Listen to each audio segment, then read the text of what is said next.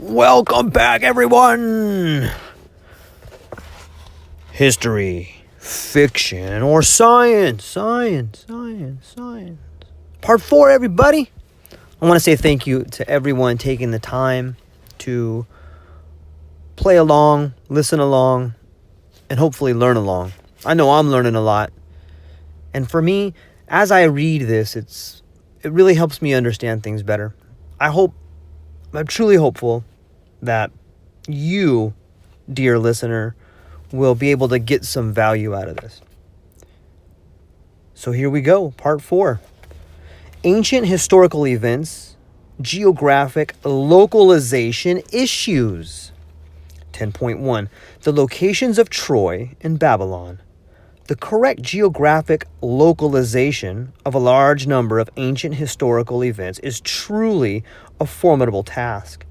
Naples, for instance, whose name merely stands for New Town, is reflected in the ancient chronicles as the following cities. 1. Naples in Italy, existing to this day. 2. Carthage, also translating as New Town. Naples in Palestine. The Scythian Naples, see the collection of the State History Museum of Moscow. Number 5.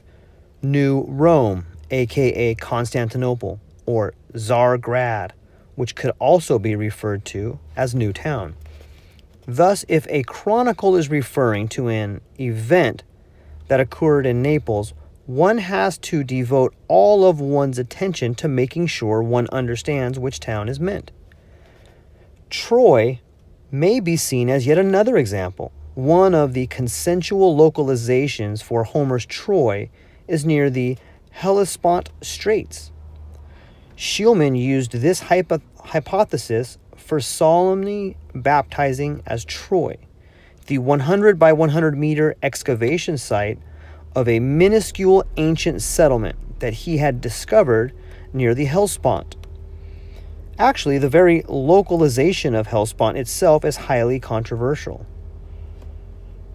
The Scaligerrian chronology and history tell us that Homer's Troy met its final fate of destruction and utter dissolution in the 12th through 13th century BC. However, we know that the Italian town of Troy played an important role in medieval history, particularly in the well-known war of the 13th century. This town still exists. Many Byzantine historians of the Middle Ages refer to Troy as an existing medieval town. Among them, Nicetas Aconiotus. I'm sorry for the names, I know I'm butchering them. Nicetas Aconiotus. Nicephorus Gregorius. According to Titus Livy, Troy and the entire Trojan region were located in Italy. He tells us that the surviving Trojans landed in Italy soon after the fall of Troy, and that the place of their first landing was called Troy. Aeneas wound up in Sicily. His fleet sailed thenceforth and came to the Laurentian region. This place is called Troy as well. Several medieval historians identify Troy as Jerusalem. This fact embarrasses modern historians greatly, leading them to such comments as, Homer's actual book somewhat suddenly turns into an account of the devastation of Jerusalem. This can be seen in a medieval text describing Alexander's arrival in Troy, page 162. For those listening, of course, I'm trying to match them up, so look for the pictures on the bottom to match, hopefully, with the words I'm saying. Anna Komnena, a medieval author, somewhat unexpectedly located Jerusalem in Ithaca, the island where Ulysses was born. This is most peculiar indeed, since it is known perfectly well that modern Jerusalem isn't located on an island. Another name for Troy is Ilion, while Jerusalem is also known as the Aelia Capitolina. Aelina and Ilion are rather close phonetically. It is possible that the same city was called Troy and Ilion by some, and Jerusalem and Aelia by others. Eusebius Pamphilus writes that somebody referred to the small Phrygian town Petusa and Timian as Jerusalem. The facts quoted above demonstrate that fact that the name of Troy had multiplied in the Middle Ages and had been used for referring to different cities. Could an archetypal medieval original have existed? Scaligerine chronology contains information that allows the construction of the hypothesis that Homer's Troy was really Constantinople or Tsargrad. Apparently, the Roman Emperor Constantine the Great took into account the wish of his fellow townsmen and had initially chosen the place where the ancient Ilion, the fatherland of the first founders of Rome, had been located. This is what the prominent Turkish historian Jalal Assad tells us in his Constantinople. Historians proceed to tell us that Constantine changed his mind afterwards and founded New Rome nearby in the town of Byzantium. But it is a known fact in Scaligerine history that Ilion is another name for Troy. What we encounter here may well be a remainder of the fact that the same town located on the Bosporus had been referred to by different names: Troy, New Rome, Tsargrad, Jerusalem. It might also be true that since Naples means new town, it was the name that had been used for New Rome as well. Let us mention the fact that southern Italy used to be called the Great Greece in the Middle Ages. Nowadays, it is assumed that the city of Babylon was located in modern Mesopotamia. Some of the medieval texts hold a cardinally different opinion. The well-known book Serbian Alexandria, for instances, locates Babylon in Egypt. Moreover, it tells us that Alexander the Great died in Egypt as well. According to the Scaligerine version, this event took place in Mesopotamia. Furthermore, we see that Babylon is the Greek name for the settlement that had been located opposite the pyramids. The Tower of Babel? In the Middle Ages, it had been a frequently used name for Cairo, whose suburb this settlement eventually became. The name Babylon can be translated as well as the names of many other cities, and thus may have been used for referring to other locations. Eusebius tells us that Rome used to be called Babylon. Furthermore, the Byzantine historians often called Baghdad Babylon. Michael Sellis, the author of the alleged 11th century, refers to Babylon as one would to an existing town, not a destroyed one. In figures 1.37, we can see an ancient miniature dating from 1470 depicting ancient Babylon as a typically medieval Gothic town. The Tower of Babel is being constructed on the right. The ancient King Nimrod is also portrayed as a medieval knight in plate armor. Modern commentators deem this to be a fantasy bearing little semblance to reality. On the left, we see Babylon presented as a fantasy Gothic town with elements of Muslim architecture. The giant in the center is Nimrod. The construction of the Tower of Babel is pictured on the right. Page 164. It is most probable, however, that this is not a fantasy. The artist had been perfectly aware of what he was painting, and the picture reflects medieval reality. The geography of Herodotus is at odds with the Scaligerine version. Let us quote some examples from Herodotus, who plays a key role in the Scaligerine chronology. He claims the African river Nile to be parallel to Ister. That is nowadays identified as the Danube.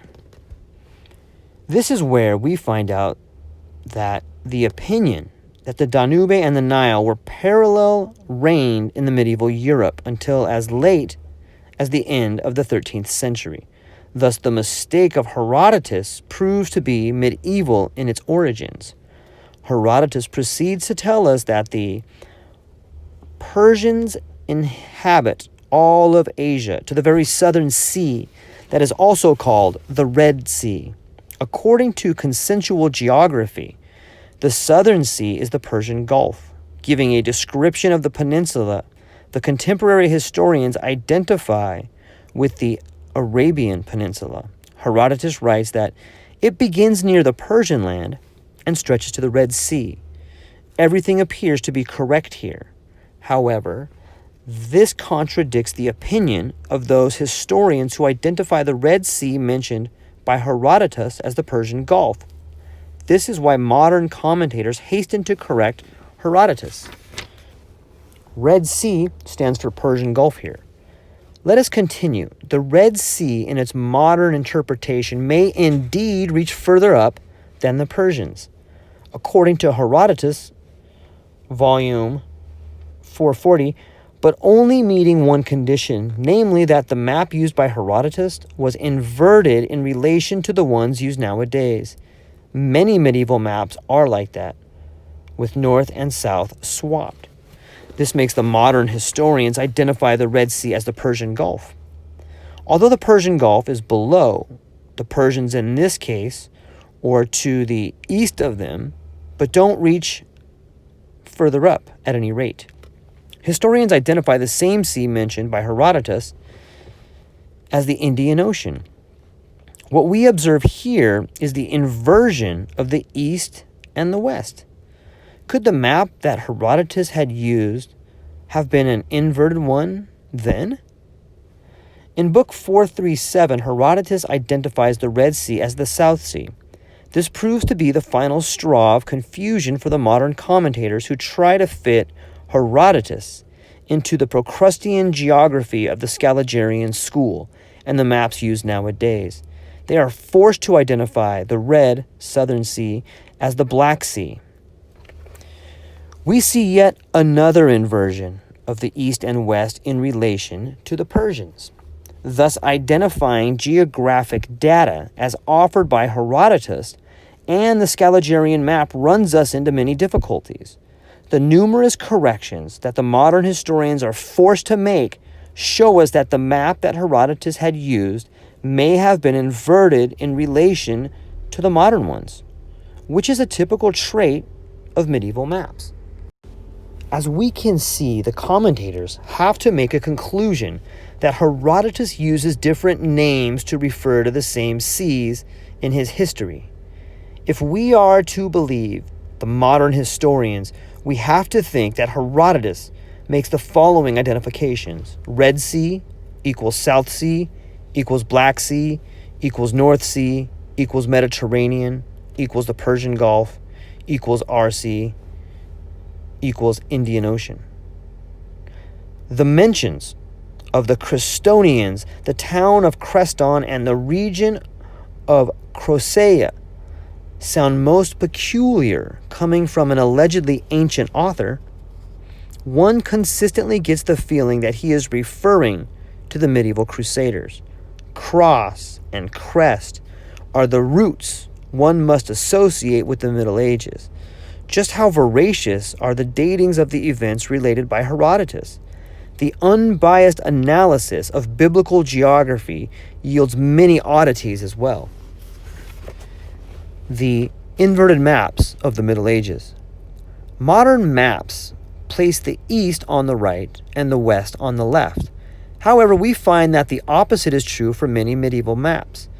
All of the sea charts of the alleged 14th century had the east on the left and the west on the right in the atlas. Some of these old inverted charts from Genoa can be seen in figures 1.38, 1.39, 1.40, and 1.41, which you'll be able to see below in the YouTube video. These charts may have been used by either traders or the military fleet. The word Levant, for instance, still means Oriental in French.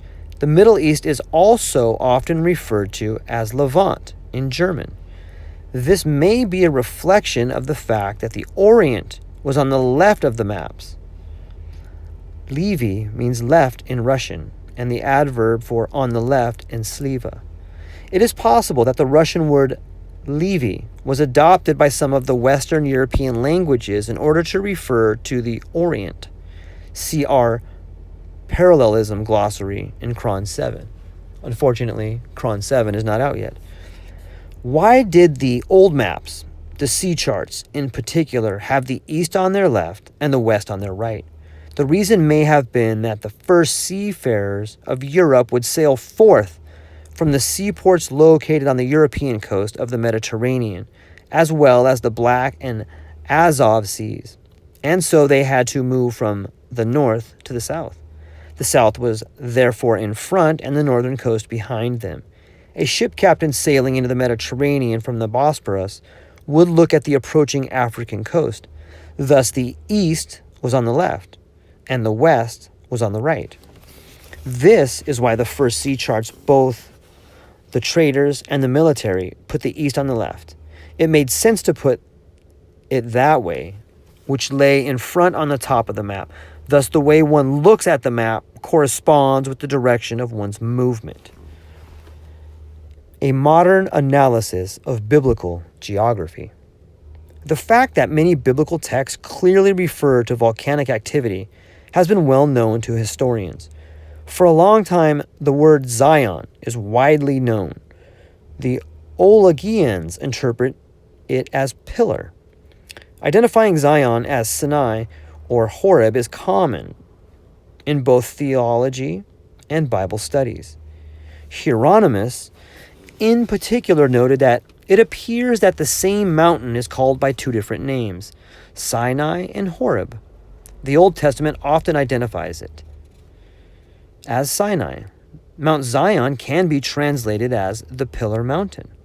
The Bible explicitly describes Mount Sinai, Zion, and Horeb as a volcano. In this case, the Pillar Mountain makes sense in the way of referring to a pillar of smoke above the volcano. We shall be referring to God as the thunderer below, following the interpretation suggested in Volume 2.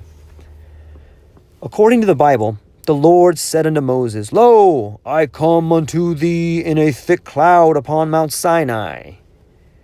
When the trumpet soundeth long, they shall come up to the mount. There were thunders and lightnings, and a thick cloud upon the mount, and the voice of the trumpet exceedingly loud. And Mount Sinai was altogether in smoke, because the Lord descended upon it in fire, and the smoke thereof ascended as the smoke of a furnace.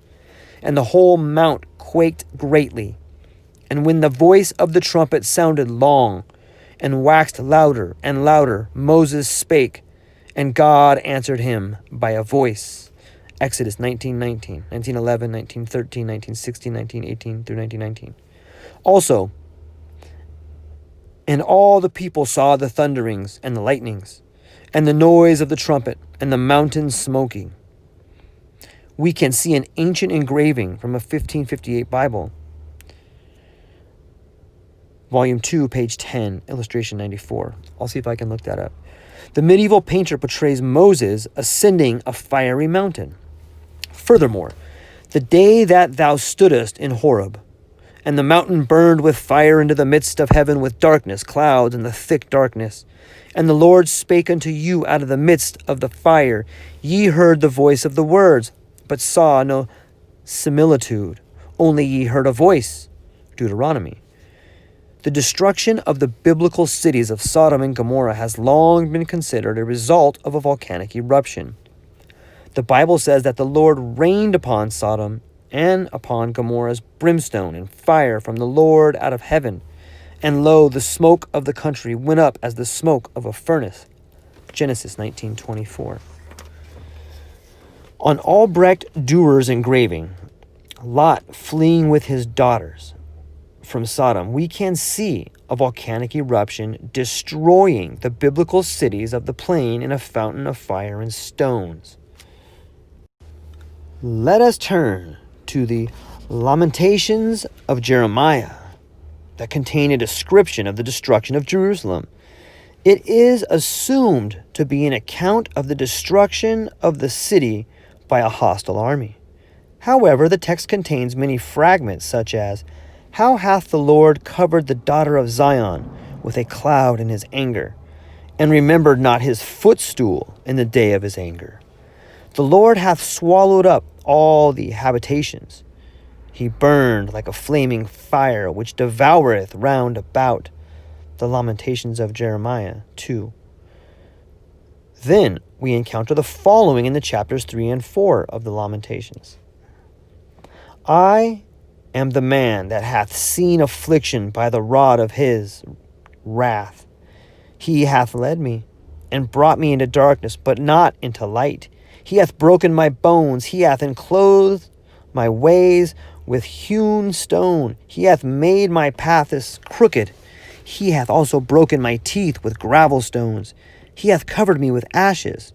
Thou hast covered with anger and persecuted us. Thou hast slain. Thou hast not pitied. Thou hast covered thyself with a cloud. The stones of the sanctuary are poured out. The punishment is greater than the punishment of the sins of Sodom. Their visage is blacker than coal. The Lord hath accomplished his fury. He hath poured out his fierce anger, and hath kindled a fire in Zion, and it hath devoured the foundations thereof. Theologians insist all of this is metaphorical. However, a literal reading of the text divulges an account of the destruction of a large city by a volcanic eruption. The Bible refers to volcanic activity quite often. Here's a list of such references compiled by V.P. Fomenko and T.G. Fomenko.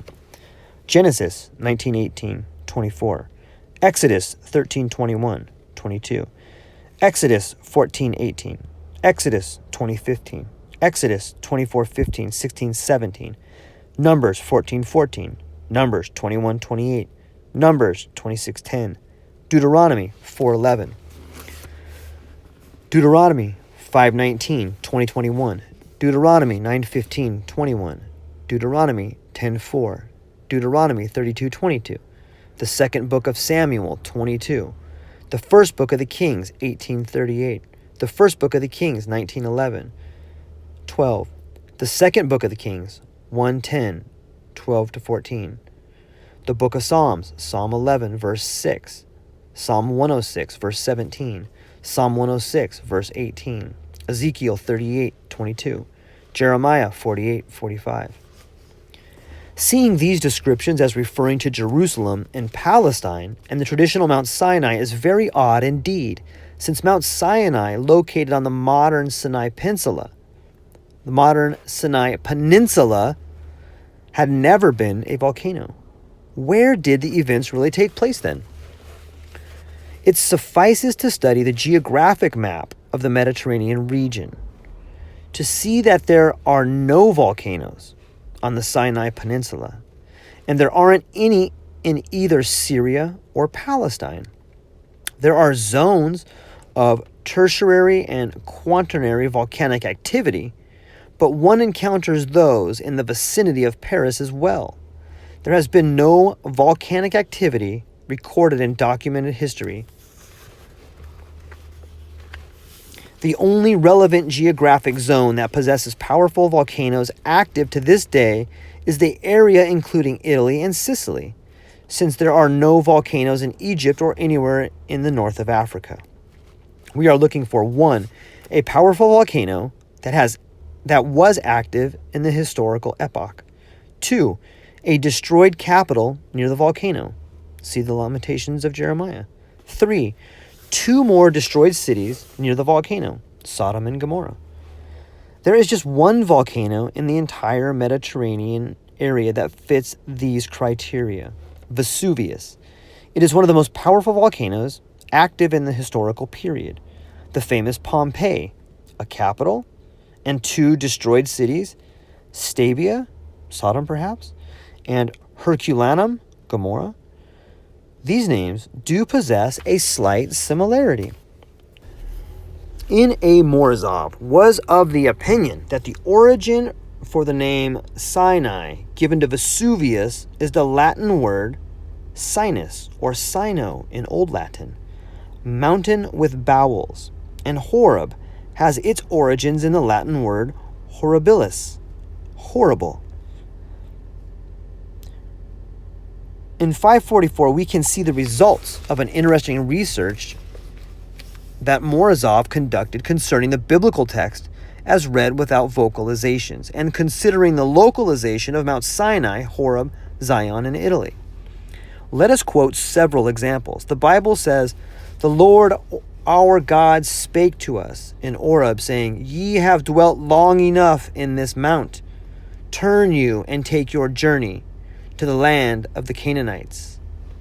Theologians vocalize CNUN as Canaan and localize it in a desert near the Dead Sea coast.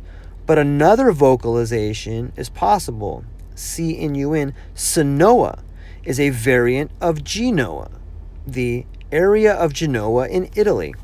Apart from that, the word Canaan sounds like the land of the Khans. The Bible gives the direction as to the land of Canaan, the Canaanites, and unto Lebanon. That is commonly vocalized as Lebanon. However, Lebanon is also often used for white and may have been used to refer to Mount Blanc, the White Mountain, literally. The land of the Canaanites may mean the same as the Khan's land, or the land of the Khan. Just so everybody knows, I know you can't see it, but when they are talking about Canaan, it is abbreviated in the Bible as capital C, capital N, capital U, capital N, Canaan. And that's how they got Canaan, or the Canaanites. And then for Lebanon, it is spelled capital L, capital B, capital N, capital U, capital N. That's the abbreviation. So they're thinking Lebanon out of that. And he's making the claim it's the White Mountain. Furthermore, we see unto the great river, the river part, in Deuteronomy, capital PRT. PRT is localized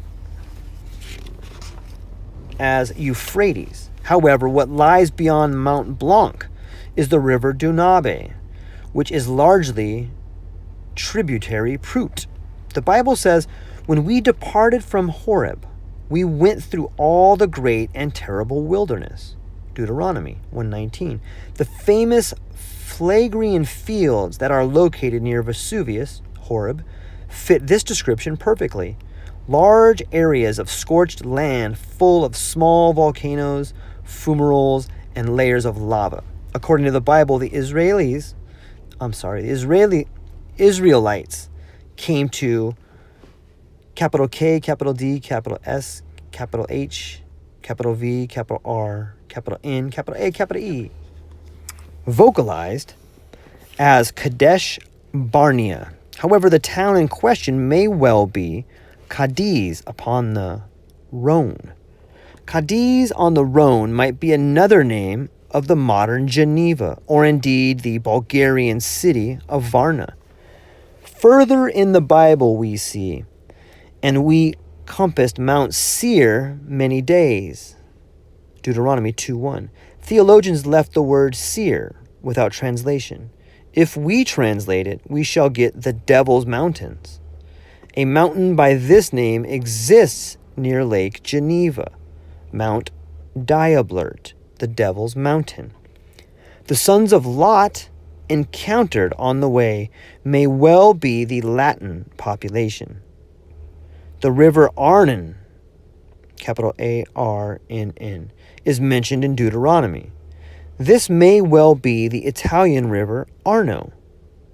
The Israelites went up the way to Bashan, according to Deuteronomy 3:1. The town of Bashan is often mentioned by the Bible. Amazingly enough, a town by the name of Bassano still exists in Italy. The Bible proceeds to mention that the king of Bashan came out against us to battle at Edrei, Deuteronomy. This is clearly a reference to Adria, near the Po Country. As for Po itself, ancient Latin authors often refer to it as Jordan. The name concurs with the biblical capital JRDN perfectly well. According to the Bible, there was not a city which we took not from them 80 cities. Deuteronomy 3:4. Indeed, many large towns were located in this area in the Middle Ages: Verona, Padua, Ferrara, Bologna. The Bible mentions the land from the river of Arnon unto Mount Hermon. However, the Hermon Mountains can also be vocalized as the German Mountains. For only Og, king of Bashan, remained. His bedstead was a bedstead of iron. Is it not in Rabbath of the children of Ammon? Deuteronomy. Rabbath is Ravenna, and the coffin of Og, Goth, is the sepulchre of Theodoric the Goth located in Ravenna. Theodoric is supposed to have lived in 493 to 526 AD, so this biblical text could not have appeared before the 6th century, even in Scaligean chronology. The Israelites are supposed to have stopped at Tabrei, or the place Taberah, Numbers 11:3. Bearing the previous identifications in mind, we can recognize the Italian river Tiber in this name. Furthermore, Siene is Siena to the southeast from Livorno. The biblical Hebron, Genesis 23:2, is possibly Gorgo de Ron. The slopes of Monte Viso are called Jebus. The city of Rome is called Ramah in Judges 19:13. All the quotes are from the authorized version of the Bible, and there are many more examples. It is thus possible that a part of the events described in the Bible, namely the journey of the Israelites led by Moses and their subsequent conquest of the Promised Land with Joshua, took place in Europe, and particularly in Italy, as opposed to Palestine. The localizations of the ancient states mentioned in the Bible also raise a vast number of questions. The Bible often mentions the Phoenician towns of Tyre and Sidon. Since we now allow for possibilities of medieval interpretations of many biblical names, one cannot fail to notice the similarities between the names of Venetia and Phoenicia. Excuse me. They may well be the same name if we consider the usual rules of flexion. One comes up with the hypothesis of localizing the biblical Phoenicia as the medieval Venice. Indeed, the Bible describes the ancient Phoenicia as a powerful nation of seafarers that reigned over the entire Mediterranean, with colonies in Sicily, Spain, and Africa. Ancient Phoenicians traded extensively with faraway lands, as can be seen in the book of Ezekiel, chapter 27. All of these biblical criteria are met by the medieval Venetian Republic, a well-known and powerful state. The Scaligean history claims the principal Phoenician towns to have been the modern Tyre and Sidon. Do these towns fit the biblical descriptions of lavishness and splendor? A 19th century volume of sailing directions for seamen tells us the following about Saida. The town had 1,600 inhabitants in 1818. There is a small bay to the south, a small pier that is barely visible in our day, used to belong to a small harbor that is now completely covered by the sands. Plague often rages fiercely here. One finds no traces of former splendor in Saida nowadays. There's a reef on the south end, and it's very shallow in the north. The depth between the town and the island is uneven. The passage is narrow, and the bottom is full of stones. A large ship's boat cannot come close to the shore, which makes it impossible to replenish water supply here. The town is located in the estuary of a river that isn't navigable by ships. Its main means of survival in the 19th century had been the local gardens. Strategically speaking, Saida's location is perfectly hopeless. It used to belong to virtually everyone during the Crusades epoch. There are no records mentioning it as a large independent trade center. All of this contradicts the biblical descriptions of the greatness of Sidon and Phoenicia. The situation with Tyre is similar. Evidently, the Bible is referring to other locations. The Mystery Renaissance epoch as a product of the Scaligean chronology. The Scaligean chronology is very fond of the Renaissance motif, appealing to the archetypal recurrence of the classic age. The ancient Plato is supposed to have been the founding father of Platonism. his teaching allegedly falls into oblivion for centuries to come and is revived by the famous Neoplatonist Plotinus, allegedly in 205 to 270 AD. The similarity of his name to that of his teacher is purely accidental. Of course, then Neoplatonism perishes as well, in order to be revived again in the 15th century AD by another famous Platonist, Platon, whose name is also identical to that of his teacher as a result of sheer coincidence. The medieval Platon is supposed to have revived the ancient Platonism, having been an avid advocate of the ancient sage Plato. Furthermore, it is only in the 15th century that Plato's manuscript was unearthed. This is precisely the epoch of Gemston Platon. Platon founds Platon's Academy in Florence in the image of the ancient Plato's Academy. A. Vassiliev writes that his sojourn in Florence had been one of the most important periods for Italy, when it was importing the ancient Greek science and Plato's philosophy in particular. Both Plato and Platon write utopian works. Gemston Platon is reported to have been the author of the famous Tractate on the Laws, which sadly failed to reach us in its entirety. However, the full text of Plato's tractate by the same title did. Platon, who lived in the 15th century, also suggests the construction of an ideal state, with his program being extremely close to Plato's. Platon had allegedly lived in 205 to 270 AD, is yet another one to have hoped the emperor would aid the foundation of the city of Platonopolis in Campania, Italy again, where he had planned to introduce communal aristocratic institutions a la Plato.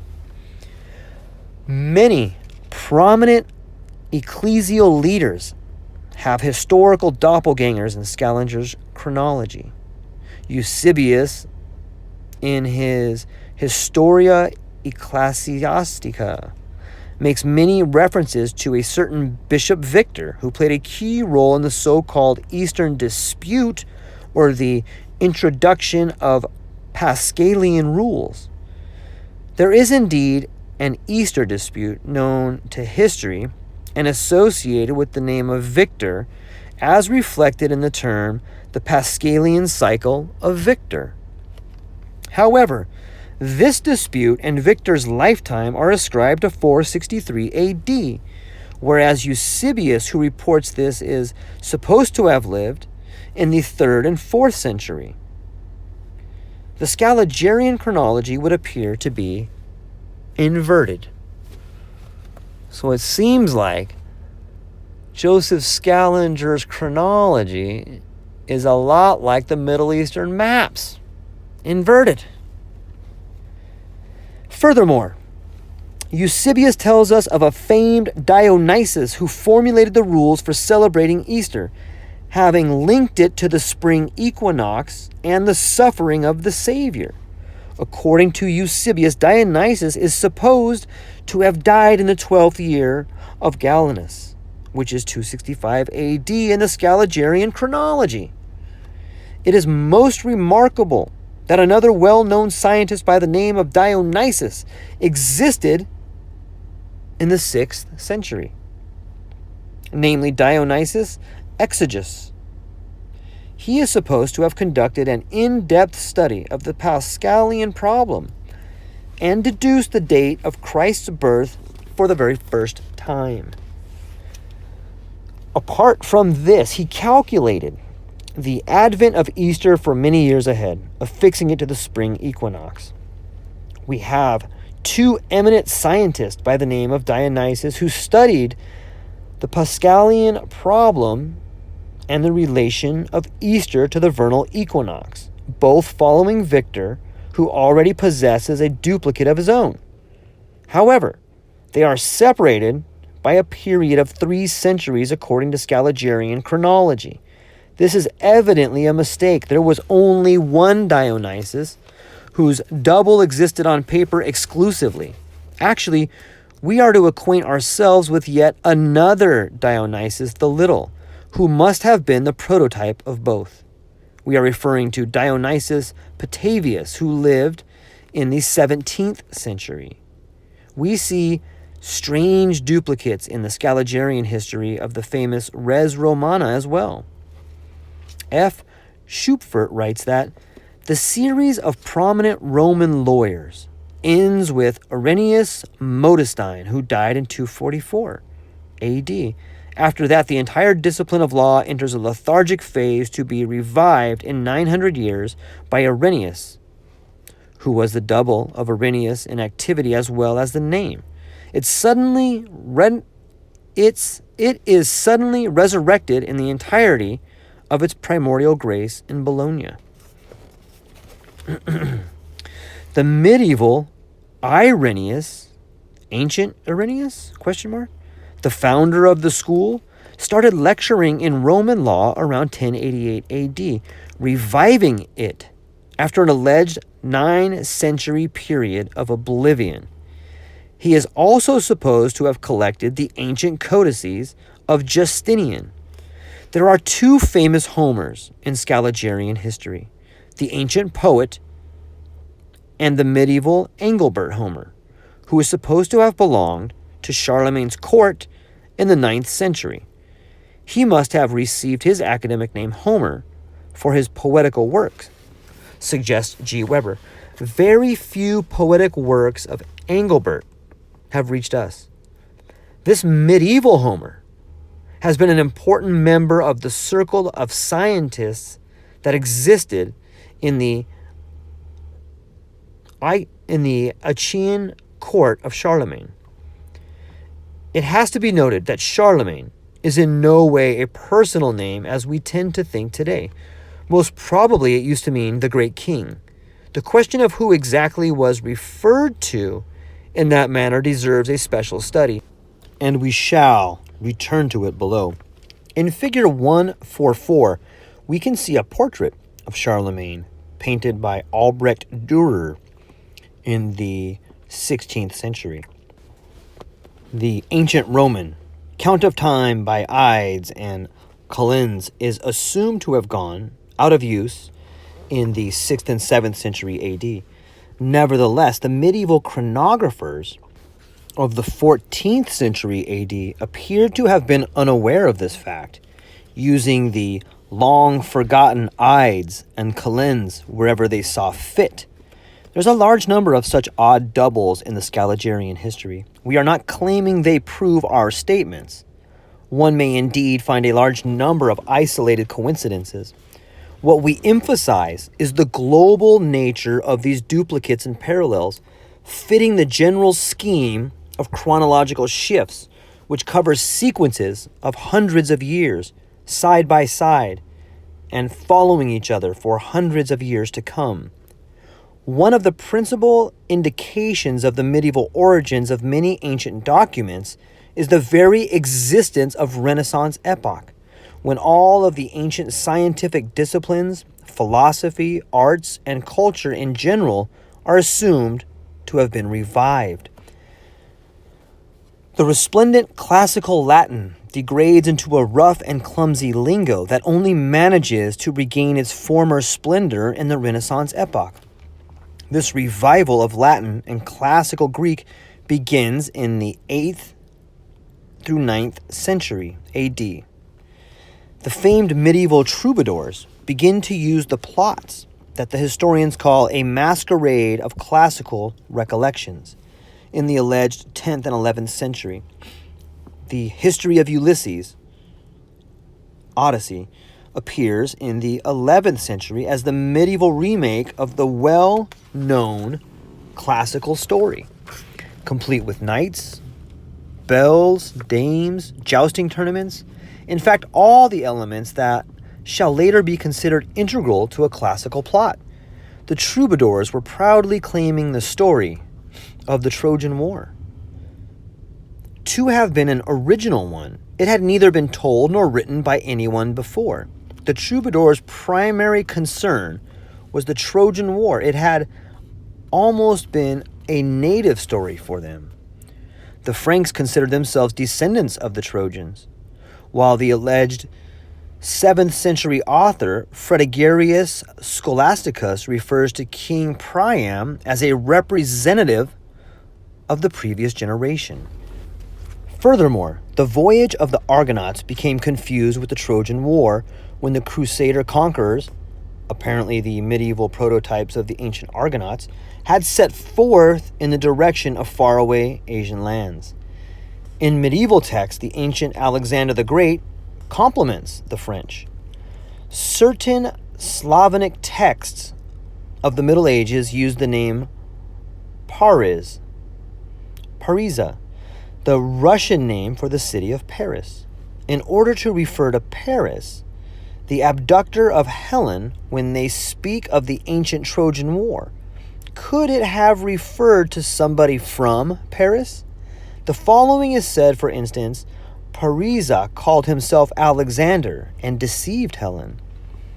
The same medieval text often demonstrates the flexion of P and F spelling Parisa as Farisa.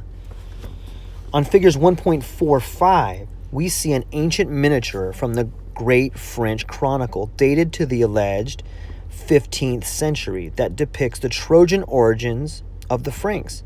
Modern commentary is as follows.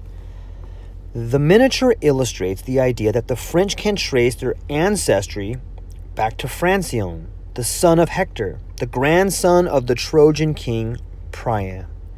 This is why we see the foundation of Paris directly under the picture of the fall of Troy. So Troy barely has the time to fall when Paris is founded. The ancient Troy is also represented as a medieval city here. Scaligerrian chronology reckons that the so-called apocalyptic nations of Gog and Magog mentioned in the Bible disappeared from the historical arena in the early Middle Ages. However, reading modern commentary to the medieval Alexandria, we find out that the names Gadi and Magadi must be a repercussion of the apocalyptic nations of Gog and Magog, identified as the memories of the Goths and the Mongols, who were well known in the Middle Ages. The pressure of Scaligerrian chronology and all of these oddities brings historians to the conclusion that the Middle Ages were the time when all idea of chronological consequentiality had been lost.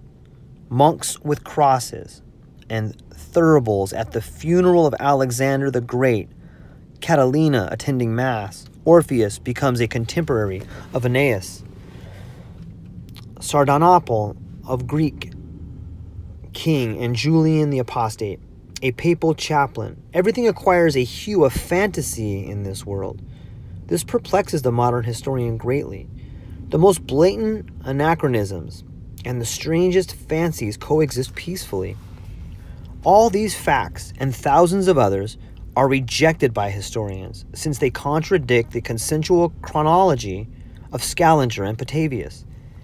Christian saints and ancient pagan characters can be seen side by side on medieval Gothic cathedrals in figures 1.46, which shows the sculptures of Aristotle and Pythagoras together with the Christian saints from the western facade of the Chartres Cathedral. The historians try to explain this chronological hearsay in a rather vague manner. Aristotle and Pythagoras, the two pagan philosophers on a Christian cathedral, symbolize the importance of scientific knowledge. The oldest biography of the ancient Aristotle is dated to 1300 AD. The manuscript's condition rapidly deteriorates. Certain places which could be read perfectly well in the 19th century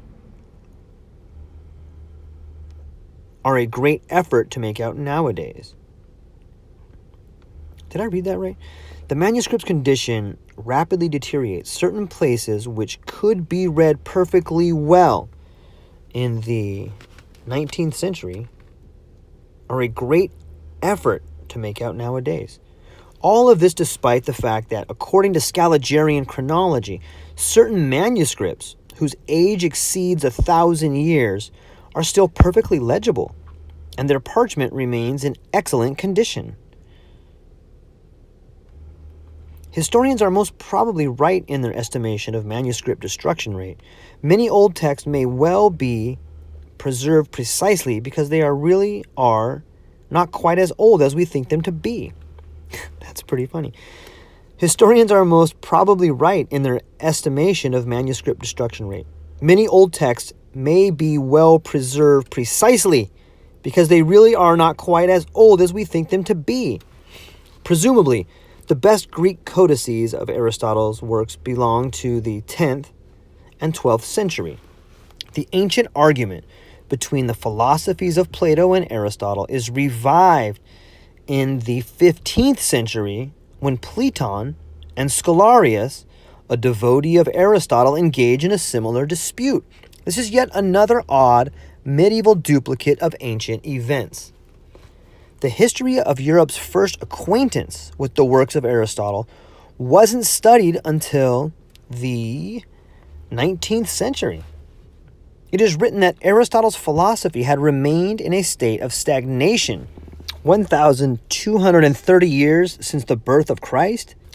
We would also like to quote the opinion of contemporary historians on this issue, namely that the medieval authors had a penchant of referring to texts that they often were altogether unacquainted with.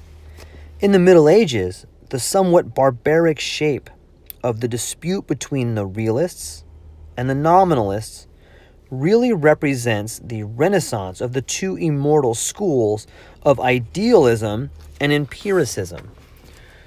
Nominalism and realism signified a rebirth of the teachings of Plato and Aristotle in the 7th century. It is also assumed that the originals of Plato's and Aristotle's works were unknown in Europe in that epoch.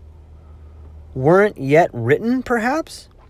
Yet another chronological duplicate. Antiquity equals Middle Ages. 3 of the 4 principal philosophical systems of the classical age were represented in the medieval science. In the 7th through 8th century Paris, the collision of realism and nominalism gave birth to the skepticism at last. Another system that was the latest to have appeared in Greece had also seemed imminent, namely that of mysticism. Indeed, mysticism soon becomes revived by Bonaventura. Thus, the evolution of medieval philosophy faithfully mirrors even the minute details of the development of its predecessor. Let us present this information as a table. The Middle Ages, the Classical Age, realism, idealism, nominalism, empiricism. Platon, the initiator of the revival of Platonism, Plato, the founder of Platonism. Scholarius, the initiator of the revival of Aristotelism, Aristotle, the founder of Aristotelism. Confrontation between the two schools, confrontation between the two schools. Confrontation between Platon and Scholarius, confrontation between the Platonists and the Aristotelists. The Nicaeans of skepticism, the Nicaeans of skepticism. Mysticism evolves after the 3 schools. Mysticism evolves after the 3 schools. A total of 4 principal medieval schools of thought. A total of 4 principal classical schools of thought. A long time before the discovery of the ancient manuscript of the Golden Ass, the entire ass topic had been well developed by the medieval troubadours. The classical ass story that surfaced as late as the Renaissance is a logical conclusion of the entire medieval cycle. One has to note that long before the discoveries of the classical originals, all of the main plots they contain had been developed by the troubadours, the ancient originals being in fact subsequent chronologically as well as structurally.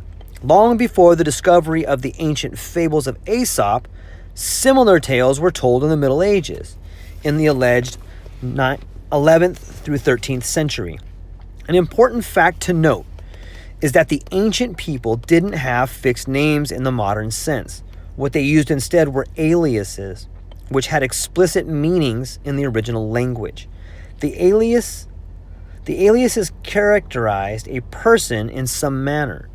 The more remarkable qualities a person had, the more aliases he or she would be likely to possess.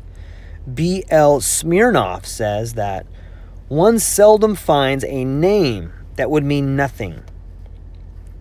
For instance, the chroniclers could refer to an emperor by the alias used in their own region, and so different chronicles refer to the same rulers by different names.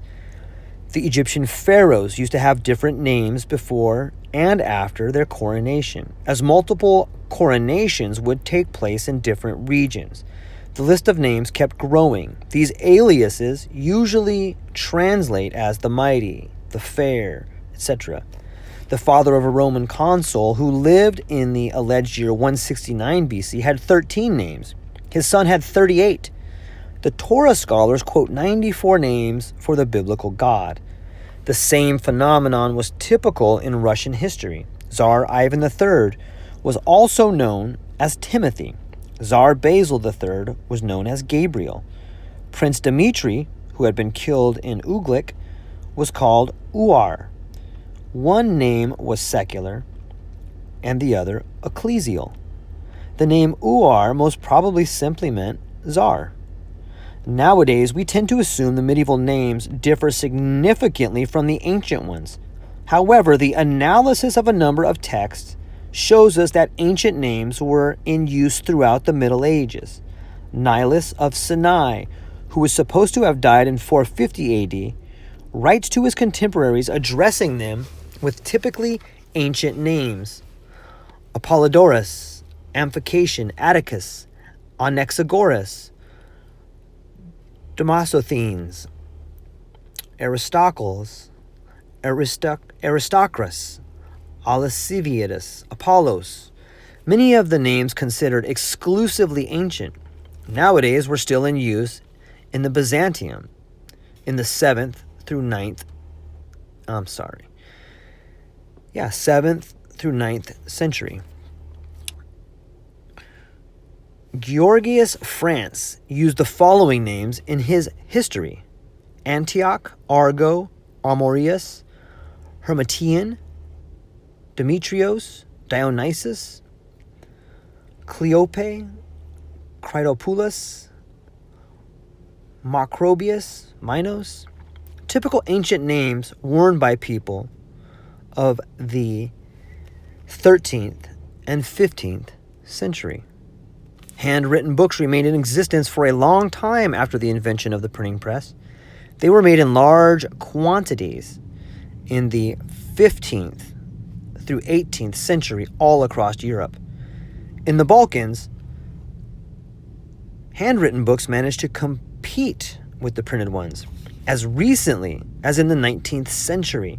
Apart from a few exceptions, the entire Irish literature of the 7th through 17th century only exists in handwritten form. Up until 1500 AD, 77% of all printed books are supposed to have been in Latin, possibly due to the fact that the Romanic fonts were easy to make. Other fonts made their way into the printing practice extremely slowly. Diacritic signs were difficult to make, as well as the ones used for stresses, vocalizations, etc.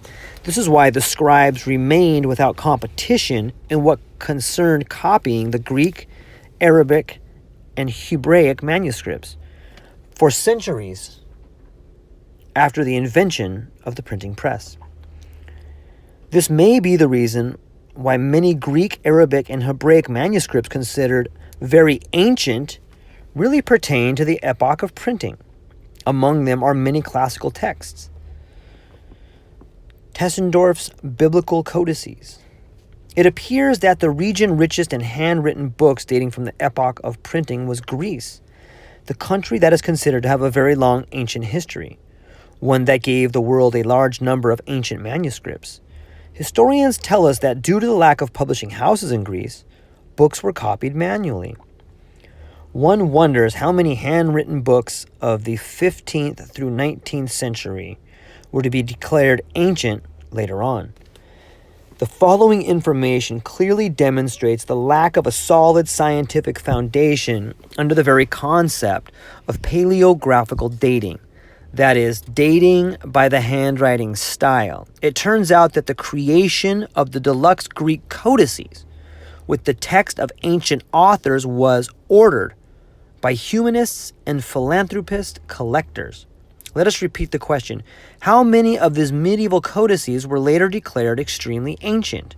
One might suggest a method that allows the differentiation between real manuscripts and handwritten copies of printed books, namely comparing the misprints in the printed versions with the handwriting errors, since during the manual copying of printed literature, most misprints would get copied as well.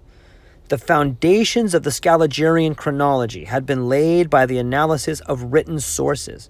A secondary analysis of these datings, free from a priori hypotheses about the antiquity of the documents, may lead to the discovery of serious contradictions, as we have demonstrated. The foundations of archaeological methods have been based on the Scaligerine chronology from the very beginning. How come there was no battle? The results of excavations conducted by the Swiss anthropologist Georg Glovacki in Italy proved sensational. The scientists discovered that there was no military action conducted in the area where the troops of Hannibal had allegedly defeated the Roman legions in the Battle of Cannes. A study of the Barrows showed that the remains belonged to the victims of the 13th century plague epidemic and not to Roman soldiers, as everyone was accustomed to thinking. Well, my friends, what do you think about that? Does it really surprise you? Does it really surprise you? I think for me, it's beginning to open up some interesting ideas on geography and the true migrations of said people. And I don't know if it's a conspiracy. It might be. I'm sure there's people that know the truth, that maybe hang out in some sort of diaspora community. That it's pretty interesting to think that maybe the Israelites made their way to Switzerland, or made their way through the Alps, or made their way that way. You know, then you bring in the whole Knights Templar, and it just puts a huge twist on the whole Crusades, and it's pretty fascinating, I think. And while some people know the truth, it seems like it could very easily have just been mismanaged documentation. Think about how mismanaged things are now. You know, translation means interpretation. That's, tying it together with what we have with COVID now. Doesn't this whole COVID thing just make you realize experts don't know what the fuck they're talking about? Like, these doctors say this, these doctors say that. You're telling me you can't have a general consensus by doctors in multiple countries to isolate a fucking virus and every one of you sees the same fucking picture? Just goes to show you, experts are fucking expertly retarded. Anyways, that's what we got for today. I think it's so fascinating to think that classical times could actually be medieval times. Why not? You know what I'm really looking forward to? Coming up in the next few chapters, we're going to get into the astronomy of it. And they're going to utilize the different constellations, and they're going to go over biblical constellations and compare them to now. And I'm really looking forward to that part. So anyways, thanks for following along with me today. I hope you're having a great day. I hope you find this as interesting as I do. And if you leave a comment and subscribe to my channel on any platform or on my YouTube channel, reach out to me, let me know, and I'll send you an audiobook of one of my favorites that I think you'll like. So yeah, do that. I could use the help. Please reach out, leave a comment, give me a 5-star rating. And know this, I hope you have a great day. Looking forward to further talks. Aloha.